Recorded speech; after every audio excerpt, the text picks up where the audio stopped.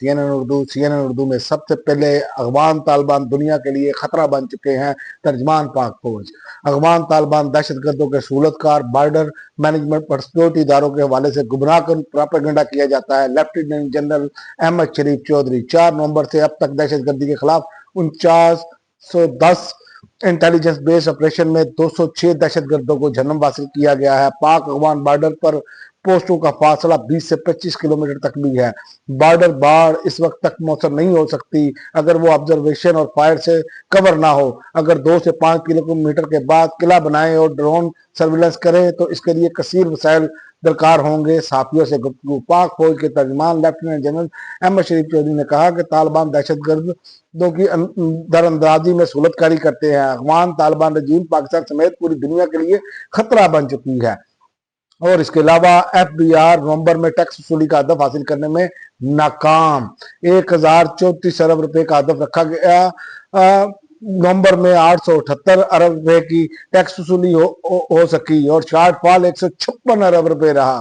رواں مالی سال کے پہلے 5 ماہ میں ٹیکس وصولی 5083 ارب روپے کے ہدف کے مقابلے میں 4715 ارب روپے تھی۔ اور اس کے علاوہ اسرائیل کا غزہ سمیت تمام مقبوضہ فلسطینی علاقوں سے مکمل انخلاء ضروری ہے۔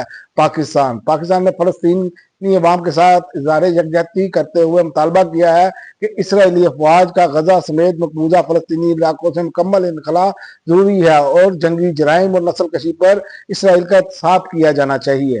اور غزہ میں 7 اکتوبر 2023 سے ہونے والی اسرائیلی جارحیت کے دوران اب تک 10,000 فلسطینی جان سے جا چکے ہیں۔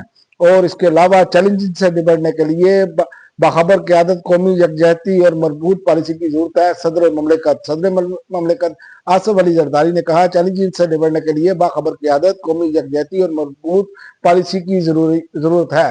اور اس کے علاوہ خیبر پختونخوا کو دہائیوں سے جنگوں نے تباہ کیا، مزید لڑائی کی گنجائش نہیں۔ اسد کیسر سابق اسپیکر قومی اسمبلی اسد کیسر نے کہا کہ پختونخوا وہ خطہ ہے جو ہمیشہ سے دہشت گردی کا براہ راست نشانہ بنتا رہا۔ سابق اسپیکر قومی اسمبلی نے کہا کہ افغان جنگ نے صوبے کو سب سے زیادہ نقصان پہنچایا۔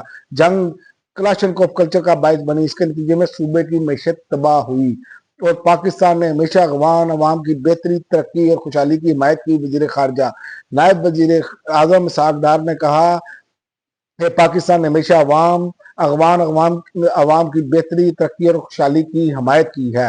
اور اس کے علاوہ بلاول نے کہا کہ عالمی برادری فلسطین کے 2 ریاستی حل کے لیے فیصلہ کن اقدامات کرے۔ پاکستان پیپلز پارٹی کے چیئرمین بلاول بھٹو زرداری نے کہا کہ عالمی برادری فیصلہ کن اقدامات کرے، فلسطینی عوام سے